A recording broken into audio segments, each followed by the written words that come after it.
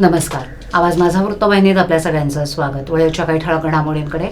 मनोरुग्णालय परिसरात गुप्त वृक्षतोड, अधिकारी दोषी, गुन्हे दाखल करण्याची मागणी. कारमध्ये विवाहितेवर लैंगिक अत्याचार, एक आरोपी अटक, दुसरा फरार. आणि कल्याण फाटा इथे जलवाहिनी नादुरुस्त, ठाण्यात 3 दिवस 30% पाणी कपात. प्रादेशिक मनोरुग्णालयाच्या जागेत विस्तारित रेल्वे स्टेशन आणि मनोरुग्णालयाची विस्तारित इमारत बांधण्यासाठी वृक्षतोड केली जाणार आहे. या परिसराची पाहणी राष्ट्रवादी काँग्रेस शरदचंद्र पवार पक्षाचे जिल्हाध्यक्ष मनोज प्रधान यांनी केली. या पाहणीत हरकती येण्यापूर्वीच शेकडो झाडांची कत्तल करण्यात आली असल्याचं उघडकीस आलंय.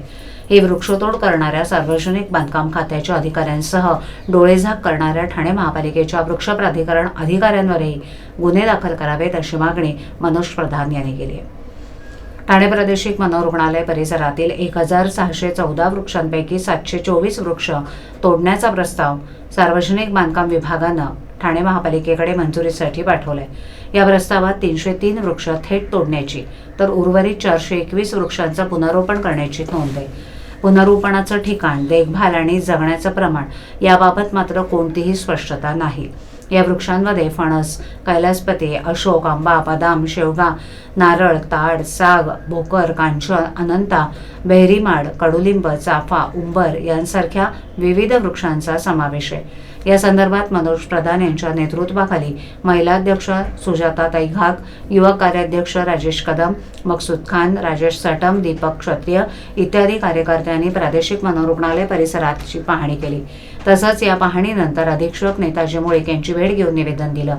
या पाहणीमध्ये अनेक ठिकाणी आधीच वृक्षतोड झाल्याचं निदर्शनास आले. अतिशय जुनी झाडंही तोडण्यात आली असल्याचं यावेळेस दिसून आले. या संदर्भात प्रधान म्हणाले की देशातील सर्वात मोठं मनोरुग्णालय या ठिकाणी उभं राहणार आहे किंवा रेल्वेचं विस्तारीकरण होणार आहे याचा आम्हाला कौतुकच आहे, किंबहुना विकासाचे आम्ही स्वागतच करतोय. पण शहरात उरलेली शेवटची वनराई नष्ट करण्यात येत असेल तर ते आम्ही सहन करणार नाही. सर्वात महत्त्वाचं म्हणजे याबाबत विचारणा केल्यानंतर ठाणे महापालिकेचे अधिकारी उडवाउडवीची उत्तरं देत आहेत. 24 नोव्हेंबरला वृक्षतोड करण्याबाबत हरकती मागवल्या जात आहेत आणि त्या आधीच झाडं तोडली जात आहेत. झाडाच्या फांद्या तोडायच्या असतील तर परवानगी घ्यावी लागते. इथे परवानगीच्या आधीच कत्तल करण्यात आली आहे. सर्वोच्च न्यायालयाचे न्यायाधीश ओक यांनी झाडं तोडणं हे खुनासारखं आहे असं म्हटलं होतं. सर्वोच्च न्यायालयाचा हा निर्णय असताना जर वृक्षतोड होत असेल तर संबंधितांवर गुन्हे दाखल करावेत. या संदर्भात आपण पोलीस ठाण्यात पत्र देणार आहोत असंही प्रधान म्हणाले. ताजा असताना ठाण्यामध्ये देखील वृक्षांची कत्तल केली जाणार आहे असं समजलं जात आहे. काय वाटतं एकंदरीत कशा प्रकारचा तुमची पुढची भूमिका असणार आहे संदर्भात?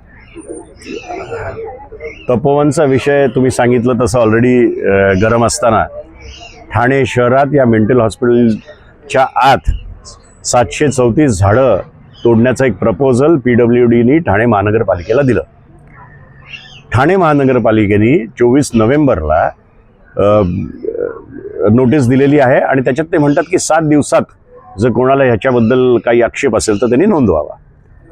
आता आज आम्ही 8 डिसेंबरला या ठिकाणी आलो आहे, म्हणजे तो वेळ संपल्यानंतर 7-8 दिवसात आम्ही आलो आहे.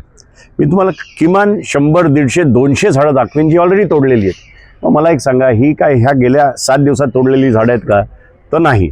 हे फक्त दाखवण्यापुरतं नोटीस देणं, दाखवण्यापुरतं वेळ देणं, पण त्यांचं काम तर झाडं तोडण्याचं त्यांनी सुरूच केलेलं आहे. आणि ह्याच्या निषेधार्थ आज आम्ही या ठिकाणी आलेलो आहोत. ते सांगताना असं सांगतात की 303 झाडं ही टोटली आम्हाला तोडायला लागतील आणि 431-34 झाडं ही आम्ही ट्रान्सप्लांट करू. माझा प्रश्न TMCला हा आहे की आत्तापर्यंत कुठलं ट्रान्सप्लांट केलेलं झाड आज जगलं आहे ते मला दाखवा. ह्या मेंटल हॉस्पिटलमध्ये माझ्याकडे यादी आहे, त्याच्यात 15 झाडं अशी आहेत जी हेरिटेज झाडांमध्ये आहे. आम्हाला दाखवा ही 15 झाडं कुठली, आणि ह्या 15 झाडांमधला एकही झाड तर तोडत नाही ना, हेही आम्हाला कळून द्या.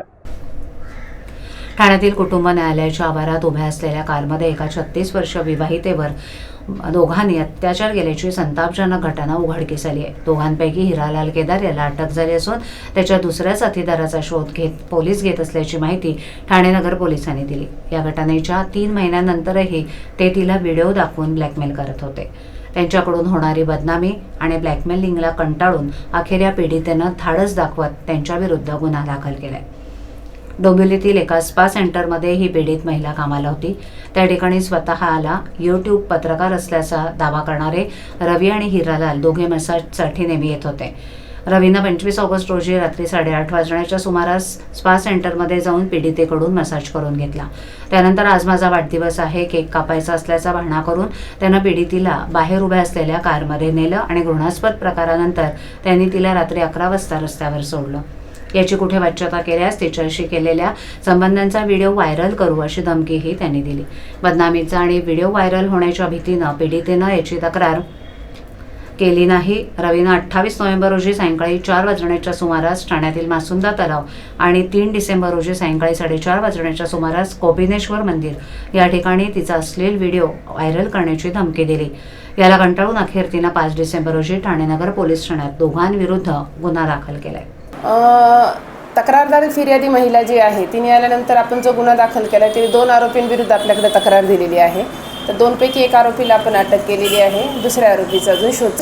25 ऑगस्ट या दिवशी यातील एक जो आरोपी आहे अद्यापपर्यंत मिळून न आलेला फरारी आरोपी जो आहे त्या आणि पार्टीसाठी निमंत्रण दिलं पण तिने ते नाकारलं. मग तो म्हणे की गाडीमध्येच आपण सेलिब्रेशन करू आणि ती तिच्या कामाच्या ठिकाणावरून बाहेर पडत असताना तिला गाडीत बसवलं. तिने केक कापला आणि मग तिला म्हणे की केक तू म्हणजे ती म्हणे वाढदिवस तुमचा आहे तर केक पहिला तुम्ही खा म्हणून. तर नाही म्हणे माझ्या तोंडात काहीतरी आहे, पहिल्यांदा तू खा नंतर मी खातो. आणि तिला तो केक खाऊ घातल्यानंतर एक काही वेळानंतर तिला गुंगीसारखं चक्कर यायला लागली आणि तिच्या बाबतीत हा विवाहित तर तिला ते गुंगीकारक ठाणे महापालिका स्वतःच्या योजनेसाठी भातसा नदीवरील पिसे बंधाऱ्यातून पाणी उचलून त्याचा शहरात पुरवठा करते. हा शहरातील सर्वात मोठा पाणी पुरवठ्याचा स्रोत मानला जातो.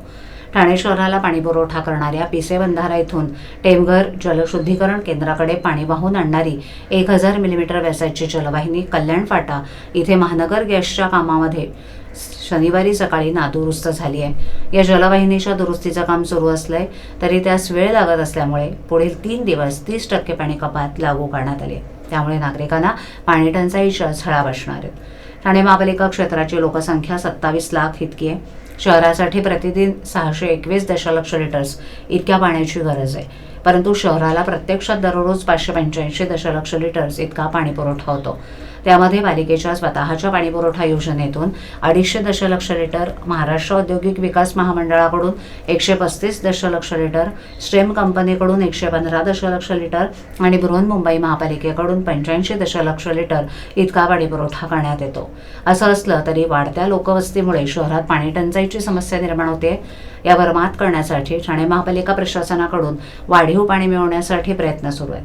ठाणे शहराला पाणीपुरवठा करणाऱ्या पिसे बंधारा इथून टेमघर जलशुद्धीकरण केंद्राकडे पाणी वाहून आणणारी 1000 मिलीमीटर व्यासाची जलवाहिनी कल्याण फाटा इथे महानगर गॅसच्या कामामुळे शनिवारी सकाळी नादुरुस्त झाली. पाणीपुरवठा विभागामार्फत जलवाहिनीच्या दुरुस्तीचं काम मागील 2 दिवसापासून सुरू आहे.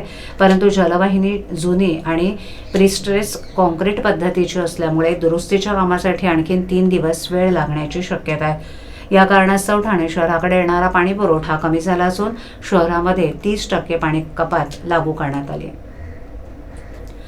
ठाणे महापालिका क्षेत्रात आगामी स्थानिक स्वराज्य संस्था निवडणुकीच्या पार्श्वभूमीवर जाहीर झालेल्या प्रारूप मतदार यादीत तब्बल 83,644 संभाव्य दुबार नावं असल्याची कबुली खुद्द पालिकेनंच दिली. प्रत्येक प्रभागात सरासरी 200 ते 300 नावं दुबार असल्याचं या आकडेवारीतून स्पष्ट झालंय. या दुबार नावांवरून यापूर्वीच विरोधकांनी पालिका प्रशासनावर जोरदार टीका केली होती. पालिकेनं आता आपल्या अधिकृत संकेतस्थळावर संभाव्य दुबार नावांची स्वतंत्र यादी जाहीर करून या त्रुटीला दुजोरा दिलाय. पालिकेच्या माहितीनुसार या त्रुटींमध्ये समान नावामुळे झालेला गोंधळ, फोटो उपलब्ध नसणं तसंच एकाच नावाच्या 2 भिन्न व्यक्तींचा समावेश अशा विविध कारणांचा समावेश आहे. अंतिम मतदार यादी 10 डिसेंबरला प्रसिद्ध होणार असून त्याआधी या त्रुटी कितपत दुरुस्त होतात याकडे ठाणेकरांचं लक्ष असेल. दरम्यान पालिकेच्या आपल्या अधिकृत संकेतस्थळावर संभाव्य दुबार नावांची स्वतंत्र यादी जाहीर करून चुकीला दुजोरा दिलाय. या नावांमध्ये समान नावांमुळे झालेला गोंधळ, फोटो उपलब्ध नसणं तसंच एकाच नावाच्या 2 भिन्न व्यक्तींचा समावेश अशा विविध कारणांमुळे झालेल्या त्रुटींचा समावेश असल्याचं पालिकेच्या माहितीत म्हटलंय. यादीतील गोंधळावरून यापूर्वीच विरोधकांनी प्रशासनावर जोरदार टीका केली होती. महाराष्ट्र नवनिर्माण सेनेनं मतदार यादीत नवी मुंबईतील नावं समाविष्ट झाल्याचं उदाहरण देऊन पालिकेचं लक्ष वेधलं होतं. त्यानंतर माजी खासदार राजन विचारे यांनी पुराव्यासह ही दुबार नावं उघड करून प्रशासनाला चांगलंच धारेवर धरलं होतं. विरोधकांच्या या आक्रमक भूमिकेनंतर काही अधिकाऱ्यांच्या बदल्या आणि कठोर कारवाईचे इशारेही देण्यात आले होते. ठाणे महापालिकेच्या कारभाराविषयी विविध चर्चा शहरात रंगल्या असतानाच आता शहर विकास विभागातील नसते गहाळ झाल्याचा धक्कादायक प्रकार उघडकीस आलाय. या प्रकरणी ठाणे महापालिकेच्या कार्यकारी अभियंत्यांनी दिलेल्या तक्रारीच्या आधारे आजी-माजी कर्मचाऱ्यांविरोधात नौपाडा पोलीस ठाण्यात गुन्हा दाखल झालाय. राज्य माहिती आयोगानं दिलेल्या आदेशानंतर हा गुन्हा दाखल झालाय. काही महिन्यांपूर्वीच ठाणे महापालिकेचे उपायुक्त शंकर पाटोळे यांच्या विरोधात लाचे प्रकरणी कारवाई झाली होती. त्यांच्या अटकेनंतर पालिकेतून त्यांचं निलंबन झालं, परंतु हे प्रकरण संपूर्ण राज्यभर गाजलं होतं. तसंच पालिकेच्या कारभाराविषयी देखील टीका होत होती. त्यातच आता पालिकेतील शहर विकास विभागातील विकास प्रस्तावातील एक नसती गायब झाल्याचं आढळून आले. विशेष म्हणजे माहिती अधिकारांतर्गत माहिती मागवल्यानंतर ही कागदपत्रच उपलब्ध नसल्याचं आढळून आलं. कार्यकारी अभियंत्यांना दिलेल्या तक्रारीनुसार ठाण्यातील एका व्यक्तीनं सुमारे 1.5 वर्षापूर्वी विकास प्रस्तावातील साक्षांकित प्रत मिळवण्यासाठी पालिकेतील माहिती अधिकार कायद्याअंतर्गत अर्ज केला होता. त्यांना संबंधित कागदपत्र मिळवण्यासाठी शुल्क भरावं लागलं असं कळवलं, परंतु शुल्क भरल्यानंतरही त्यांना कोणतीही कागदपत्र पुरवण्यात आली नाहीत. त्यामुळे अर्जदारांनी अपील अधिकाऱ्यांकडे अर्ज केला.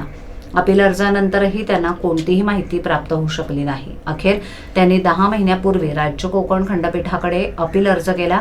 तसंच याबाबतचा खुलासा करण्याचे आदेश खंडपीठानं दिले. संबंधित उपअभियंत्यांना ही माहिती कार्यालयात उपलब्ध नसल्याचा खुलासा केला. 30 जुलैला राज्य माहिती आयोगानं सुनावणी घेऊन नसती उपलब्ध नसेल तर शपथपत्र लिहून देण्याचे आदेश पालिकेला दिले. 29 ऑक्टोबरला पालिकेच्या अधिकाऱ्यांनी याबाबत शपथपत्र राज्य माहिती आयोगाला दिलं. तसंच ही नसती कनिष्ठ अधिकाऱ्यांकडून गहाळ झाल्याचंही म्हटलं. अखेर आयोगानं याबाबत फौजदारी कारवाई करून पोलीस ठाण्यात गुन्हा दाखल करण्याचे आणि त्या संदर्भाचा अहवाल सादर करण्याचे आदेश दिले. त्यानुसार या प्रकरणी पालिकेतील आजी-माजी लिपिक, शिपाई यांच्या विरोधात नौपाडा पोलीस ठाण्यात गुन्हा दाखल झालाय. ठाणे महापालिका क्षेत्रात मोफत वायफाय सुविधा उपलब्ध करून देण्याची घोषणा राज्याचे परिवहन मंत्री प्रताप सरनाईक यांच्या माध्यमातून करण्यात आली आहे. शहरातील शाळा, महाविद्यालय, रुग्णालय, रेल्वे स्थानक, मेट्रोची स्थानकं तसंच गर्दीच्या सार्वजनिक ठिकाणी ही वायफायची सुविधा उपलब्ध होणार आहे. सुरुवातीचे 8 तास ही सुविधा मोफत मिळणार असली तरी त्यानंतर मात्र ही सेवा घ्यायची असेल तर शुल्क मोजावे लागणार आहे. यापूर्वी देखील शहरात वायफाय सुविधा देण्याची योजना आखली होती, मात्र ही सुविधा वादाच्या भोवऱ्यात सापडली होती. ठाणे शहराला मोफत वायफाय सुविधा देण्याची ठाणे महापालिकेकडून यापूर्वी ही योजना कार्यान्वित करण्यात आली होती. मोफत वायफाय सेवा देणाऱ्या संबंधित कंपनीनं परस्पर कनेक्शन विकून लाखो रुपये कमवत असल्याचा खळबळजनक आरोप भाजपाच्या नगरसेवकांनी त्यावेळेला सर्वसाधारण सभेत केला होता. या संपूर्ण प्रकरणाची चौकशी करून संबंधित कंपनीवर कारवाई करण्याची मागणीही नगरसेवकांनी त्यावेळेला केली होती. आता पुन्हा एकदा शहरात मोफत वायफाय देण्याची घोषणा राज्याचे परिवहन मंत्री प्रताप सरनाईक यांच्याकडून करण्यात आली. त्यासाठी त्यांनी शासनाचा निधी देण्याची तयारी देखील दर्शवली आहे. संबंधित कंपनीशी या संदर्भात लवकरच करार करण्यात येणार आहे. शहरातील शाळा, महाविद्यालय, रुग्णालय, रेल्वे स्थानकं, मेट्रोची स्थानकं तसंच गर्दीच्या सार्वजनिक ठिकाणी ही वायफायची सुविधा उपलब्ध करून दिली जाणार आहे. सुरुवातीचे 8 तास ही सुविधा मोफत असणार आहे, तरी त्यानंतर मात्र सेवेचा लाभ घ्यायचा असेल तर ठाणेकरांना त्यासाठी शुल्क मोजावं लागणार असल्याचं मंत्री सरनाईक यांनी सांगितलं.